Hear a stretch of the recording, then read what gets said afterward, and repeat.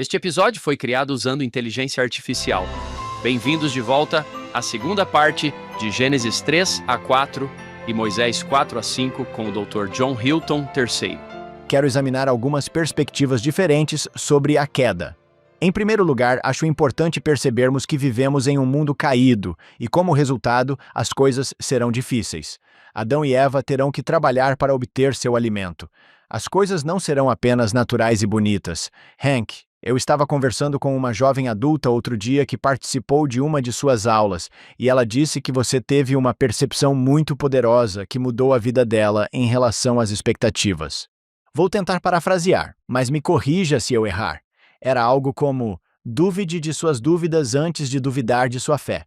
Mas você tinha outra frase. Algo sobre duvidar de suas expectativas ou algo parecido. Eu estava usando isso em Lucas, os 2 discípulos a caminho de Emaús. Eu disse: analisem suas expectativas antes de deixarem Jerusalém e simplesmente seguirem em frente. Eles tinham algumas expectativas sobre o que deveria acontecer se Jesus realmente fosse quem ele era, quem ele dizia ser. Tal e tal coisa deveria ter acontecido, e ele os ajudou a analisar essas expectativas naquela longa caminhada. Isso é muito importante, e a queda nos ajuda a definir uma expectativa adequada sobre como será esta vida. Mesmo que você esteja cumprindo os mandamentos, fazendo tudo certo, as coisas não vão correr perfeitamente para você.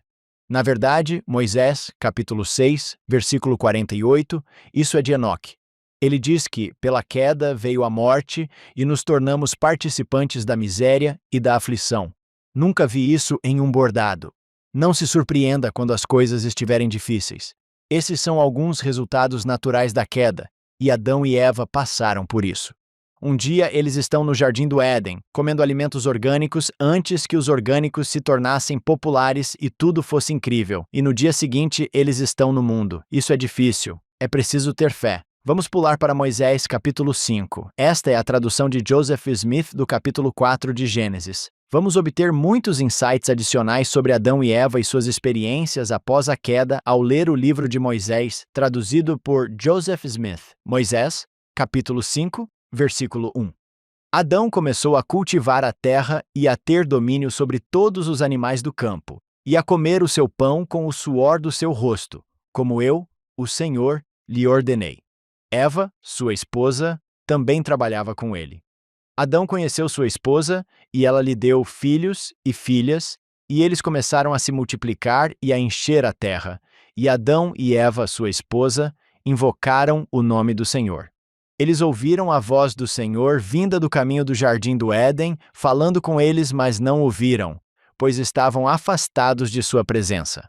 Juntos, Adão e Eva trabalhavam, criavam uma família e edificavam a fé em seus filhos.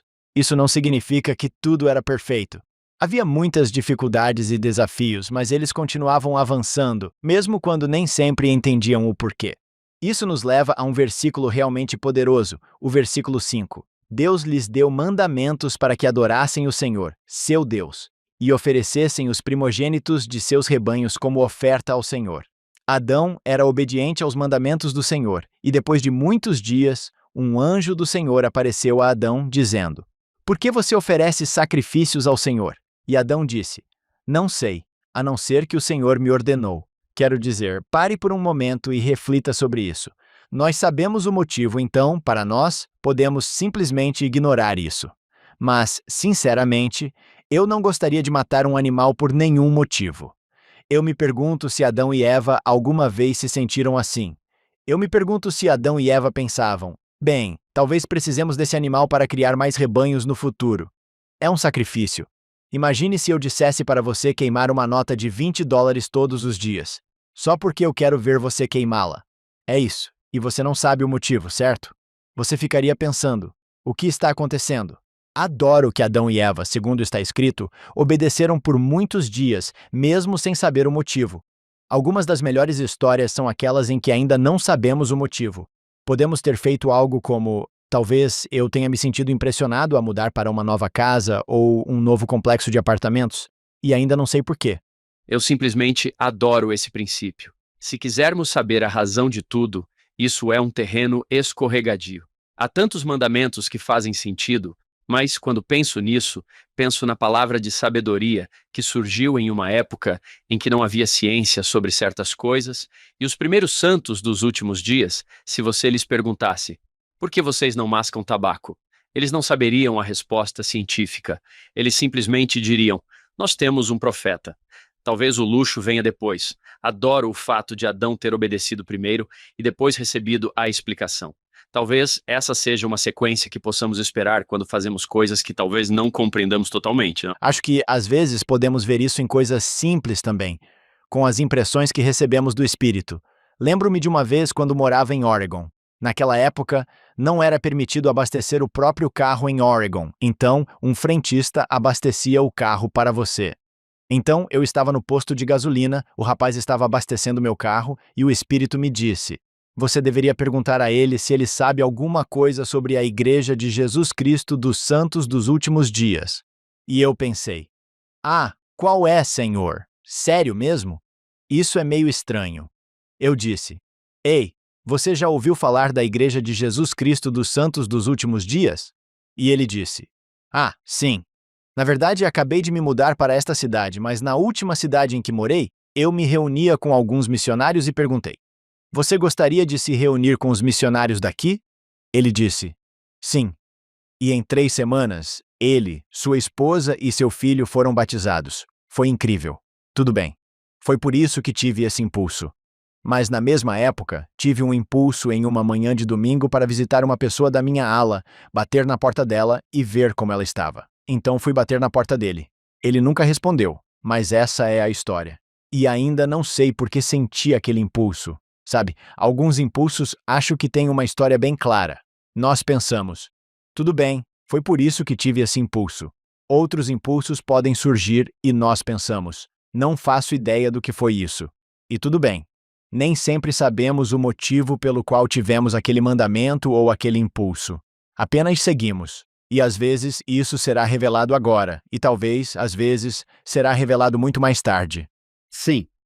John, podemos voltar ao que você disse sobre as expectativas na queda? Algumas das discussões mais difíceis e dolorosas são aquelas em que alguém diz: eu estava fazendo o meu melhor para viver o evangelho. E então, isso aconteceu. Na verdade, esse não é o momento certo para um professor dizer: você não entende a queda. Como podemos ajudar nossos jovens, talvez até mesmo nossos idosos, a ver que as dificuldades e provações são esperadas em um mundo caído? Não é divertido. Talvez não seja algo que me deixe animado, mas quando acontece, a pergunta: espere, eu pensei que isso não deveria acontecer, essa expectativa pode realmente nos colocar em apuros, e eu começo a duvidar se Deus é real e se Ele me ama. Veja nas Escrituras. Quero dizer, você não precisa ler muito nas Escrituras para ver que Lehi faz a coisa certa e seus filhos tentam matá-lo. Jeremias passa toda a sua vida pregando ao povo de Jerusalém. Eles o rejeitam. Mormon trabalha muito para colocar os nefitas no caminho certo, mas eles ficam cada vez piores. Não fiz um estudo completo sobre isso, mas meu palpite é que podemos encontrar muito mais histórias nas Escrituras de pessoas que escolheram o caminho certo e tiveram uma vida difícil do que de pessoas que escolheram o caminho certo e tudo deu certo exatamente como elas esperavam. É apenas um padrão das Escrituras, certo? Abinadi está fazendo exatamente o que Deus quer que ele faça. Há algumas ocasiões em que Deus milagrosamente livra Abinadi, mas também há uma ocasião em que Abinadi é morto. Tenho certeza de que não era isso que ele esperava no final de sua vida, mas isso faz parte de viver em um mundo caído.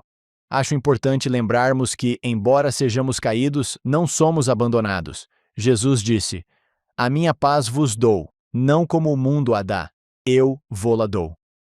Não se perturbe o seu coração. Haverá dificuldades no mundo. Portanto, se eu não esperar dificuldades ou achar que, por ter escolhido o caminho certo, tudo vai dar certo, essa é obviamente uma expectativa errada, mas mesmo em meio à queda, não somos abandonados. Isso é lindo. Mesmo o próprio Senhor, se alguém merecia que as coisas corressem bem, era ele. Mas foi desprezado, rejeitado e crucificado, Para qualquer um que esteja sofrendo neste momento, eu diria: lembrem-se de que Jesus na cruz disse: meu Deus, por que me abandonaste?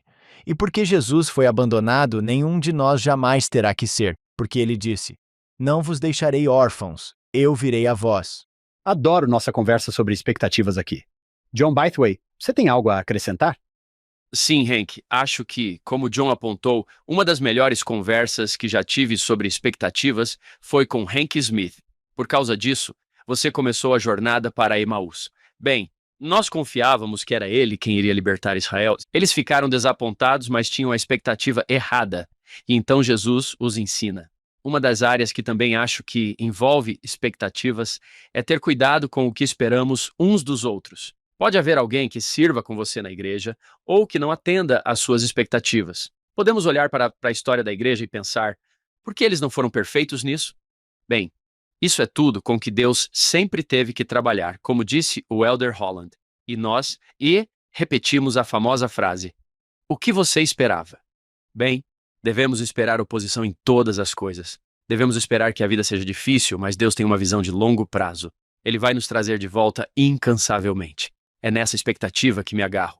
Sim, um mundo decaído terá muitas experiências decaídas. John, obrigado por isso. Sim, obrigado. Vamos voltar ao sacrifício que Adão e Eva estão oferecendo. Por muitos dias, eles não sabem o motivo, mas então, eventualmente, descobrem a razão.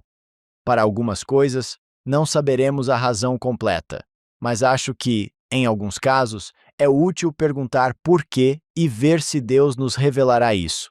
E neste caso, o anjo explicou, neste versículo 7, que o sacrifício é uma semelhança do sacrifício do Filho unigênito. Desde o início, o sacrifício aponta para Jesus Cristo, e isso é algo que podemos observar ao longo de todo o estudo do Velho Testamento. Sempre que você vê um altar, isso aponta para Jesus Cristo, e isso ainda é verdade hoje. Você pode pensar nesse simbolismo do altar no templo, bem na frente da sala de investidura ou bem na frente da sala de instrução no templo. Há um altar simbolizando a morte de Jesus Cristo. Ou pense em uma sala de selamento. No centro de uma sala de selamento há um altar, um símbolo de Jesus Cristo. Em uma ocasião, o Elder Bruce C. Hafen estava falando sobre realizar o selamento de um casal. Ele disse, e estou citando aqui: convidei o homem e a mulher a se aproximarem do altar e darem as mãos sobre ele. Quer você pense no altar ou nas mãos que estão entrelaçadas sobre o altar, a morte de Cristo está literalmente no centro de um convênio de selamento.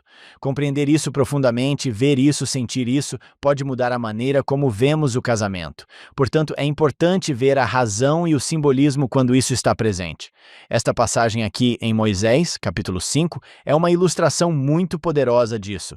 Hoje, Deus não nos pede mais para colocar cordeiros no altar, mas eu adoro que, em 3 Nefe, capítulo 9, lemos o que Jesus disse: não me oferecerão mais o derramamento de sangue. Não aceitarei nenhum de seus sacrifícios e holocaustos. Oferecereis em sacrifício a mim um coração quebrantado e um espírito contrito. Isso é algo que ainda podemos sacrificar hoje. Nosso orgulho, ou talvez um aplicativo ou uma distração. Algo que eu deixo de lado para me concentrar mais nele. Todos os altares que você mencionou, penso também na mesa do sacramento, que é um altar. É lembrar do corpo e do sangue de Jesus. O que levamos para a reunião sacramental? Nós somos o sacrifício, certo? Levamos nosso coração quebrantado, nosso espírito contrito. Obrigado por nos lembrar que o altar está em todas essas diferentes coisas que fazemos para sacrificar. Isso me lembra uma citação do Elder Maxwell. Ele disse que o verdadeiro sacrifício nunca foi sacrificar um animal no altar, mas sacrificar o animal dentro de nós no altar. No capítulo 5, versículo 6 de Moisés, seria sensato pararmos por aí com nossos filhos. Por que você está fazendo o que está fazendo? Sabe de uma coisa? Não sei, mas sei que Deus quer que eu faça isso. Para mim, isso é fé no Senhor Jesus Cristo, certo? O primeiro princípio do Evangelho. Às vezes saberemos o motivo, outras vezes não, mas vou fazer isso mesmo assim. Vou seguir em frente. Eu acho importante distinguir entre diferentes tipos de perguntas por quê. Então, se a pergunta for, por que você vive a lei da castidade? Se meu filho responder, Não sei, foi o que minha mãe me disse para fazer. Quero dizer, isso é bom, mas realmente queremos ensinar o porquê para que, quando surgir uma situação difícil, você saiba. Mas haverá outras situações como: por que meu irmão morreu? Por que tenho essa doença? Esse tipo de pergunta, por quê, não podemos responder.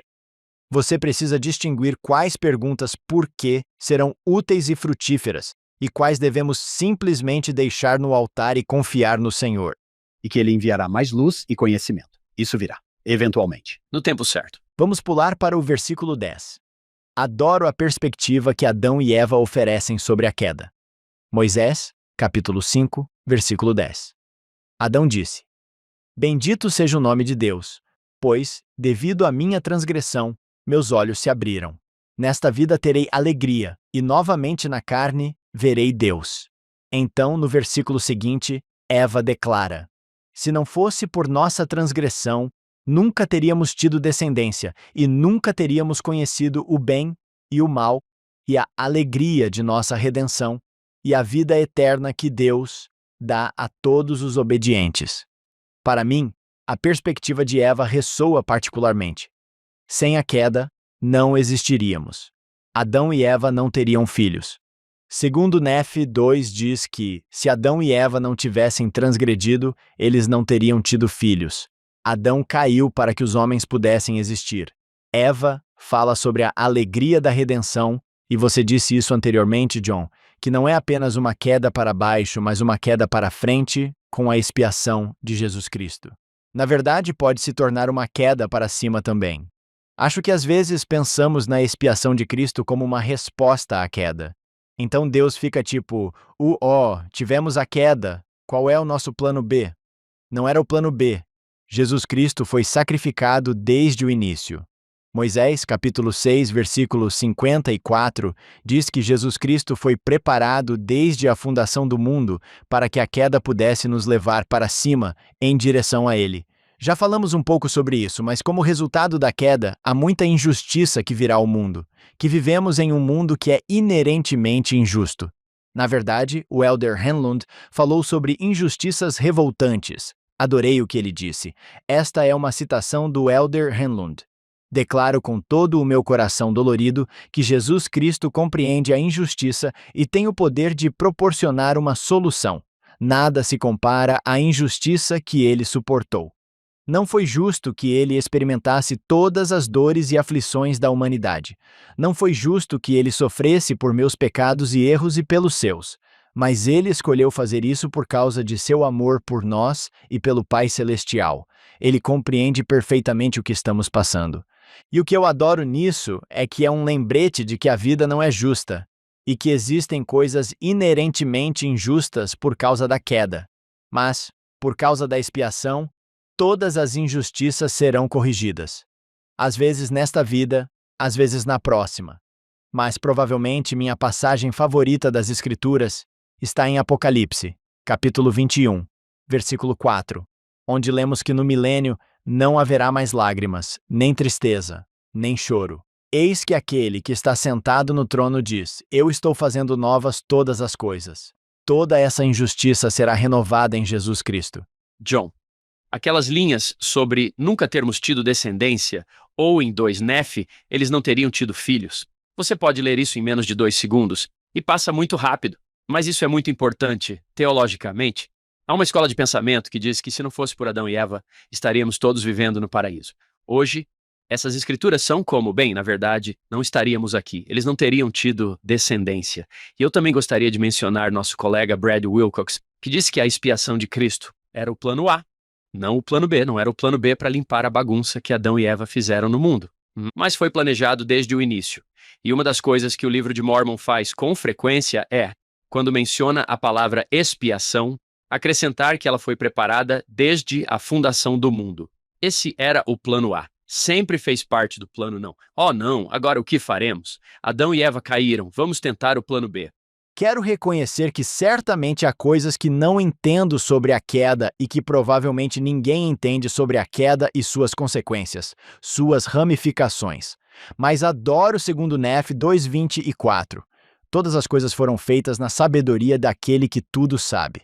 Nada disso surpreendeu a Deus, e isso é um grande conforto para mim. Esse versículo tem sido um versículo de apoio para mim há muito tempo, porque as perguntas, bem, por que tinha que ser assim?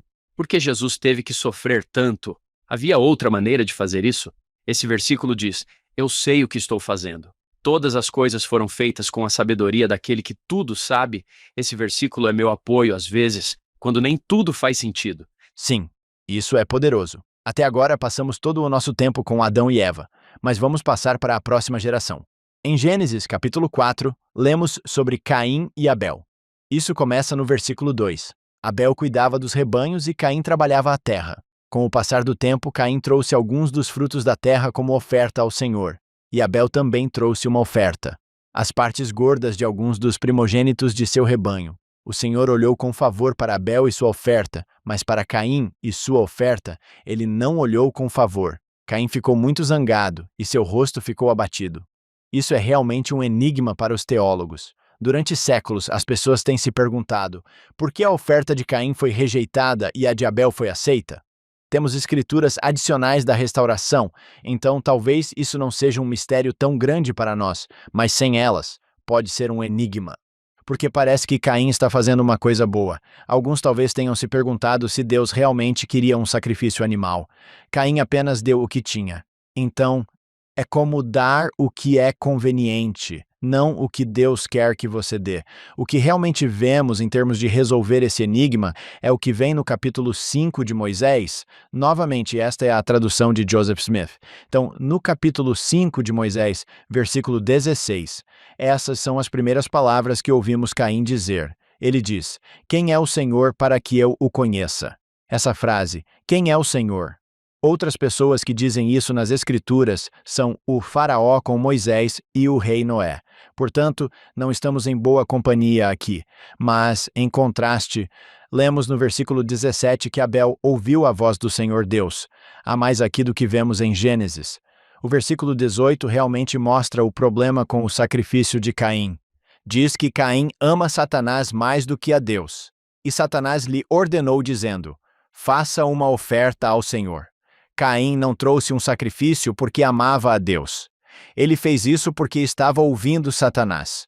E estou bastante confiante de que ninguém que está no podcast agora está fazendo ativamente o que Satanás está dizendo para fazer. Mas, para mim, um princípio que surge disso é o meu motivo para fazer isso. Sim, estou fazendo a coisa certa, mas talvez esteja fazendo a coisa certa para que outras pessoas me notem ou para me sentir bem comigo mesmo. Mas não estou fazendo a coisa certa pela razão certa. E eu realmente acho que é melhor fazer a coisa certa pelo motivo errado do que simplesmente fazer a coisa errada. Mas há um problema aqui. É um problema do coração que vemos em Caim. Sim, é muito esclarecedor, porque me lembro de assistir aquele filme épico, A Bíblia. E como eles lidaram com isso lá, que ele começou a derramar um pouco do grão e depois começou a pegar um pouco de volta, e foi assim que eles lidaram. Com isso lá para dizer que não era, que seu coração não estava realmente nisso. Mas aqui, a pérola de grande valor nos dá sabedoria adicional sobre, tudo bem, obrigado por isso, John. No entanto, está claro que a rejeição de Deus à oferta de Caim não é uma rejeição a Caim. No versículo 23, Deus implora a Caim que mude. Ele diz: "Se você fizer o bem, não será aceito?" Em outras palavras, é como se Caim ainda pudesse consertar isso, como se estivesse no caminho certo. Mas em vez de se arrepender, Caim fica com raiva.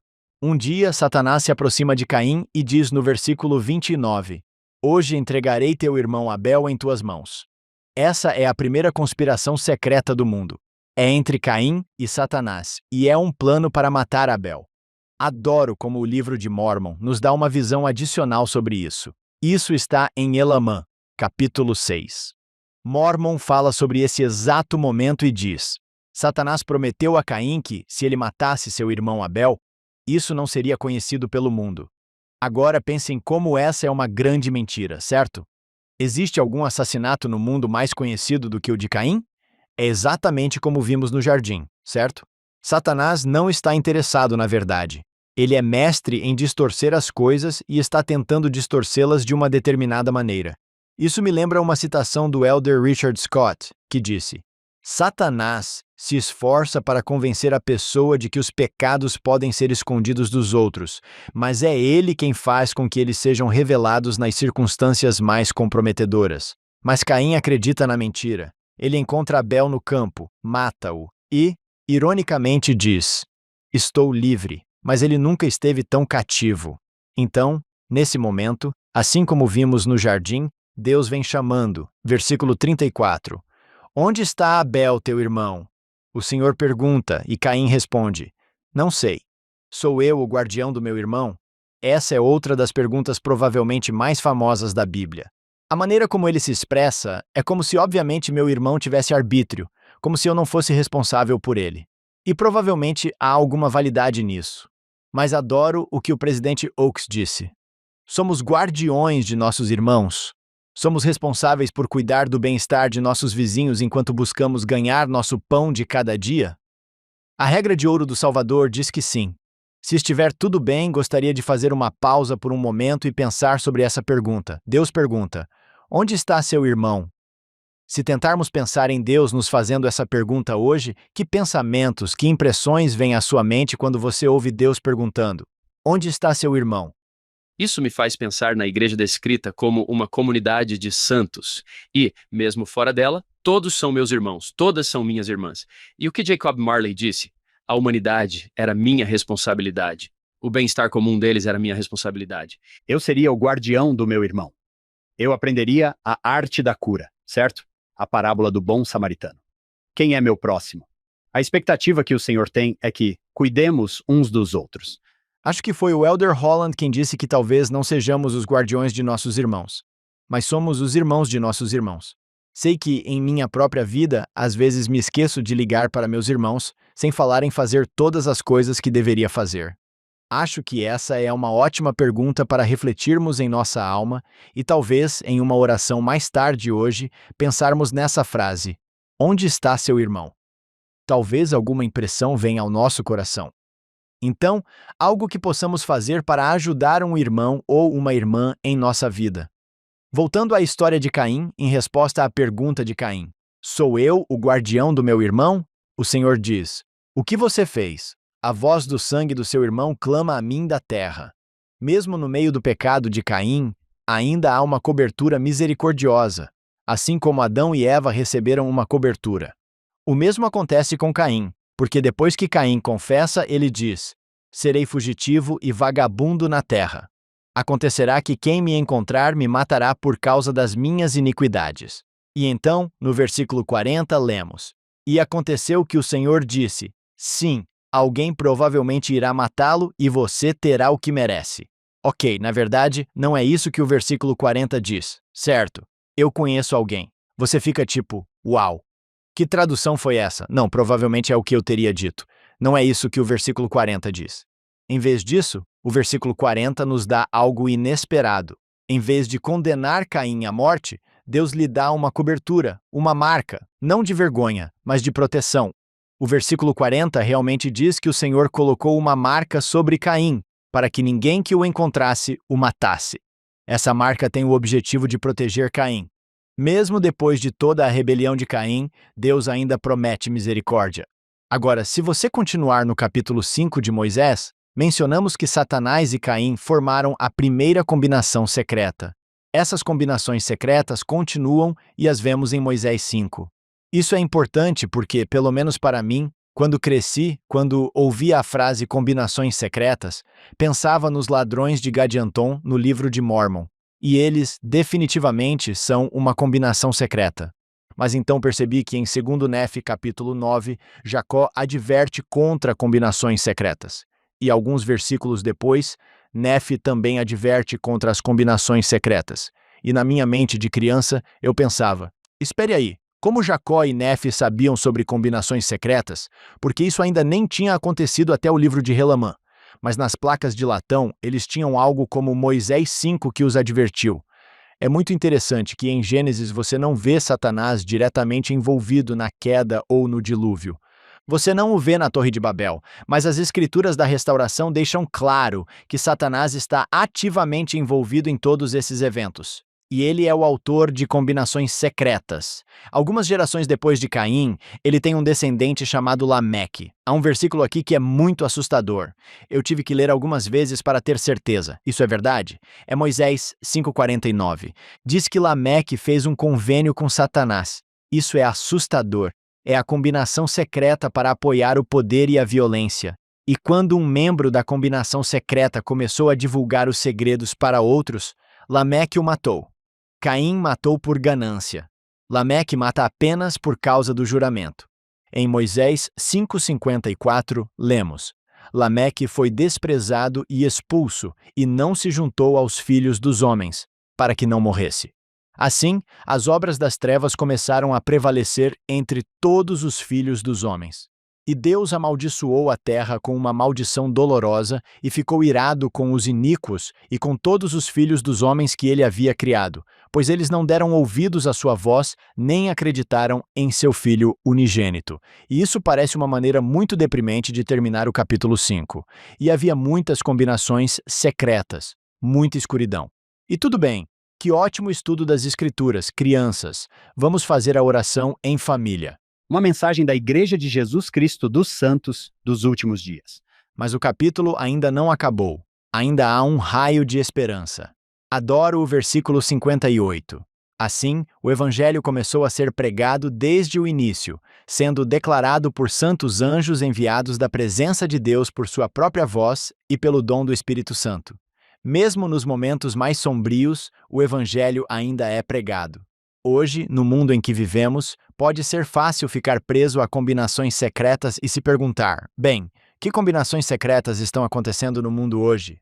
Adoro como os lamanitas no livro de Mórmon, quando perceberam que havia combinações secretas entre eles, o que fizeram? Isso está em Elamã, capítulo 6, versículo 37. Os lamanitas perseguiram o bando de ladrões de Gadianton. E eles pregaram a palavra de Deus entre os mais iníquos deles, de tal forma que esse bando de ladrões foi totalmente destruído pelos lamanitas. Acho que é o mesmo para nós hoje. Podemos combater as combinações secretas, obviamente, trabalhando para promover leis justas. Também podemos guardar o Evangelho em nosso coração e compartilhá-lo com outras pessoas. Essa é toda a boa nova do Evangelho de Jesus Cristo.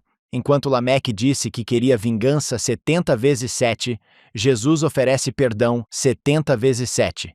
Lameque matou para proteger seu poder. Jesus morreu para nos dar poder. Lameque se gabava de sua própria força. Jesus sempre fez a vontade de seu Pai. Jesus está sempre nos indicando o caminho mais elevado e nos dando mais força para fazer o que é certo, mesmo quando vivemos em tempos difíceis. Agora, antes de concluirmos, há uma última passagem que gostaria de compartilhar. Quero voltar a um momento no jardim, mas há mais alguma coisa que vocês gostariam de discutir antes de encerrarmos? Lembro-me que há 4 anos tivemos Sean Hopkins aqui. Cara, Sean Hopkins e John Hilton, um atrás do outro. Essa é uma companhia incrível. Ele disse: reparem que quando Adão e Eva saem do jardim é para trabalharem, para proverem, para suarem. Reparem que uma das primeiras tentações do adversário a Caim é pegar o que você quer. Seu irmão tem isso, vá pegar. Pegue com violência. Isso ficou comigo porque frequentemente procuro atalhos. Sei que não estou procurando machucar ninguém, frequentemente procuro evitar o trabalho. E isso parece ser parte das combinações secretas. Vamos evitar. Vamos evitar o trabalho que vem com a queda. Não precisamos trabalhar. Tentei desenvolver um caráter de que o trabalho me trará alegria, certo? É uma parte importante. É uma parte importante da vida. E John Hilton, eu sei que você, como pai, gosta de permitir ou dar aos seus filhos a oportunidade de trabalhar e deixá-los sentir a alegria disso.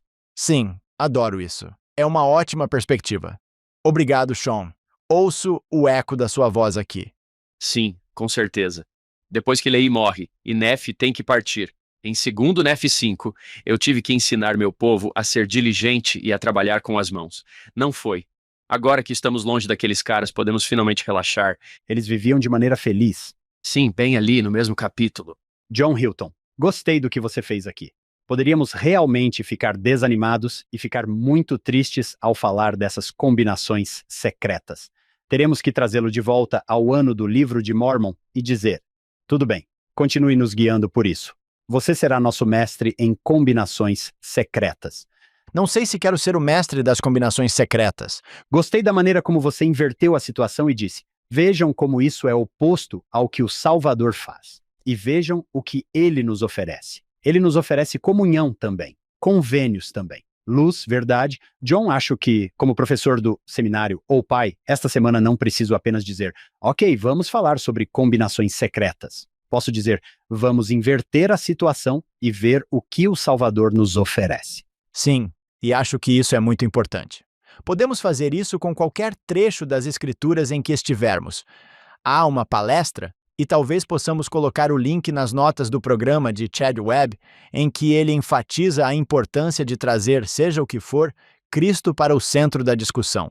Por exemplo, em breve falaremos sobre a Torre de Babel e as pessoas dizem: queremos fazer nosso nome. E que princípio maravilhoso podemos aplicar em nossas vidas. Então, seja o que for que estejamos falando, o irmão Webb diz que precisamos apontar as pessoas para Jesus Cristo. Às vezes, vemos uma pessoa heróica nas Escrituras e podemos ver como Jesus Cristo é a versão superior dessa pessoa. Às vezes vemos uma pessoa negativa como Lameque e percebemos como Jesus Cristo é o oposto completo dessa pessoa.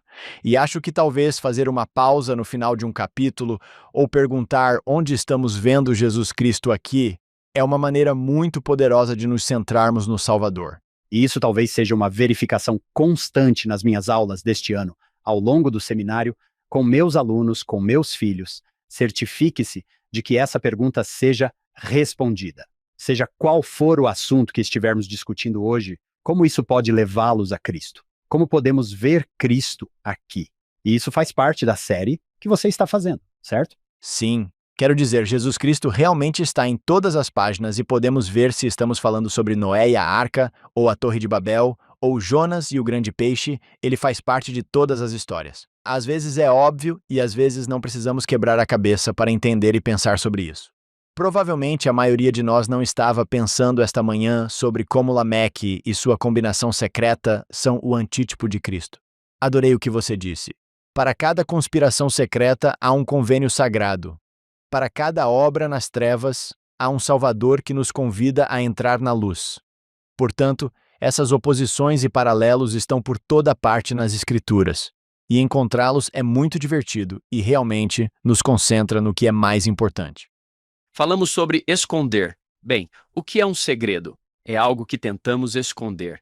E estou olhando para João 18, 20, quando Jesus está diante de Caifás, Jesus respondeu-lhe: eu falo abertamente ao mundo. Eu sempre ensinei na sinagoga e no templo, onde os judeus sempre se reúnem, e em segredo não disse nada. Acho interessante como isso é aberto, em contraste com essas combinações secretas sobre as quais temos falado. Sim, John, você me fez lembrar de um momento do Elder Holland, em abril de 2010. Ele está falando sobre o inimigo de nossa alma, o adversário sobre o qual temos discutido. Ele diz: o amor verdadeiro nos deixa absolutamente entusiasmados, como eu estou com a irmã Holland. Nós o proclamamos dos telhados das casas. A luxúria é caracterizada pela vergonha e pela discrição, e é quase patologicamente clandestina. Quanto mais tarde e mais escura for a hora, melhor, com uma porta com 2 fechaduras, por precaução. O amor nos faz instintivamente buscar Deus e outras pessoas. A luxúria é tudo menos piedosa, celebra a autoindulgência. O amor vem com as mãos abertas e o coração aberto. A luxúria vem apenas com o apetite aberto. Quase o mesmo contraste que John nos mostrou hoje. Essa é uma citação poderosa. Perspicaz. Bem, para encerrarmos hoje, talvez possamos terminar com um exemplo do que estamos falando. Encontrar Jesus Cristo no centro de uma história. Quero voltar ao que Deus disse a Satanás no jardim. Ele disse: porei inimizade entre ti e a mulher, entre a tua descendência e a descendência dela. Ele esmagará a tua cabeça e tu ferirás o calcanhar dele. Portanto, a descendência da mulher aqui é uma referência clara a Jesus Cristo. Agora, pense nessa frase: você ferirá o calcanhar dele. Muitas vezes, Quando pensamos na crucificação de Jesus Cristo, se você imaginar, você vê pregos atravessando a parte superior dos pés dele. Mas, na verdade, de acordo com evidências arqueológicas, as pessoas eram crucificadas com pregos atravessando as laterais dos pés, bem ao lado do calcanhar. Então, de certa forma, você pode literalmente ver Satanás ferindo o calcanhar de Cristo na cruz, mas Jesus esmagando a cabeça dele. Em Hebreus capítulo 2, diz que Jesus, por meio da morte, destruiu aquele que tem o poder da morte. Esse é o diabo. E isso nos leva a um detalhe interessante, porque você se lembra que Jesus foi crucificado entre dois ladrões e há um detalhe e sobre a árvore da vida. Você se lembra que, em Gênesis 2:9, onde a árvore da vida estava no meio do jardim, Jesus Cristo subiu em uma árvore na árvore do meio, porque ele é a árvore da vida e, por causa de seu sacrifício, podemos ter a paz definitiva por meio dele. Para mim, isso é um lembrete de que Deus ainda está nos chamando e ainda está nos protegendo. Por causa disso, podemos descansar profundamente de nossas preocupações, porque Jesus é a árvore da vida, porque ele subiu naquela árvore do meio. Lembro-me de ter aprendido isso sobre a crucificação neste livro que li, chamado Considerando a Cruz como o Calvário nos conecta com Cristo, de John Hilton III. Parece ser um livro excelente. Foi um ótimo livro. Foi um ótimo livro. John, não consigo expressar o quanto aprecio tudo o que conversamos hoje. Primeiro, vou encomendar uma edição mais fácil da Bíblia para mim e meus filhos, especialmente os mais novos, lerem algo em um nível mais simples. E então, quando coisas difíceis acontecerem, pelo menos poderei respirar fundo e dizer: tudo bem, isso fazia parte do plano. Eu vivo em um mundo caído. Outro dia saí da minha garagem para ir até minha caminhonete e torci o tornozelo de um jeito que você nem imagina. Bati a cabeça na scooter do meu filho e pensei: estou tentando fazer coisas boas aqui, certo? Acho que estava indo para dar uma palestra em um seminário matinal e enquanto estava lá, mordendo o punho, pensei: vivemos em um mundo decadente, onde literalmente caímos, certo? E metaforicamente, onde caímos, e então nos concentramos em Cristo todas as semanas, aqui no Velho Testamento. Essas são as 3 principais lições que tirei disso. Com certeza. Aprendi muito hoje, John. Obrigado por isso. Para mim, uma das coisas que mais amo é que Deus os cobriu, fez casacos de pele e os vestiu, que ainda somos impactados pela mesma coisa. O fato de ainda sermos abençoados por essa ideia e de uma forma literal hoje é tão maravilhoso para mim que essa história ainda continua e somos abençoados por isso. E eu tenho uma maneira de lembrar todas as manhãs que sou coberta por Cristo, o que é realmente lindo. Lindo. John, compartilhe conosco seus últimos pensamentos antes de encerrarmos. Foi muito bom ter você aqui. Obrigado. Para mim, quando penso nesses capítulos de forma holística, uma imagem que vem à minha mente é a importância de não precisar de folhas de figueira quando se tem um casaco de peles. Acho que há muitas maneiras em nossas vidas e isso é um padrão. Quando chegamos à Torre de Babel, diz que as pessoas estavam tentando fazer nome para si mesmas. É apenas outra maneira de nos cobrirmos com folhas de figueira. Procure por isso ao ler o Velho Testamento. Vejo em minha vida muitas vezes tentando me cobrir com folhas de figueira quando já tenho o casaco de peles. Jesus Cristo é a resposta. Para mim, recuando de certa forma, vejo em Gênesis capítulos 3 e 4 muito esconderijo de Deus. Para mim, a mensagem geral é que você não está perdido demais para ser encontrado. Seus entes queridos não estão perdidos demais para serem encontrados. Deus, o Criador do mundo, está nos buscando incansavelmente. Ele diz: onde você está?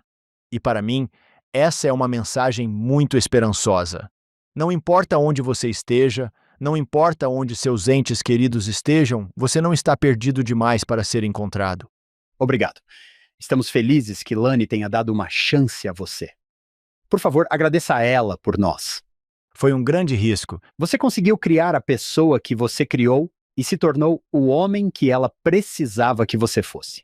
Lani, se você estiver ouvindo, nós também te amamos. Com isso, queremos agradecer ao Dr. John Hilton III por estar conosco hoje. Queremos agradecer à nossa produtora executiva, Shannon Sorensen, aos nossos patrocinadores, David e Verla Sorensen, E em cada episódio lembramos do nosso fundador, Steve Sorensen. Esperamos que você se junte a nós na próxima semana. Estamos falando mais sobre o livro de Gênesis no Follow Him. Obrigado por se juntar a nós no episódio de hoje. Você ou alguém que você conhece fala espanhol, português ou francês. Agora você pode assistir e ouvir nosso podcast nesses idiomas. Os links estão na descrição abaixo. As notas e a transcrição do programa de hoje estão em nosso site, followhim.co. É followhim.co. É claro que nada disso seria possível sem nossa incrível equipe de produção. David Perry, Lisa Spice, Will Stoughton, Crystal Roberts, Ariel Quadra, Heather Barlow, Amélia Cabuica, Sidney Smith e Annabelle Sorensen.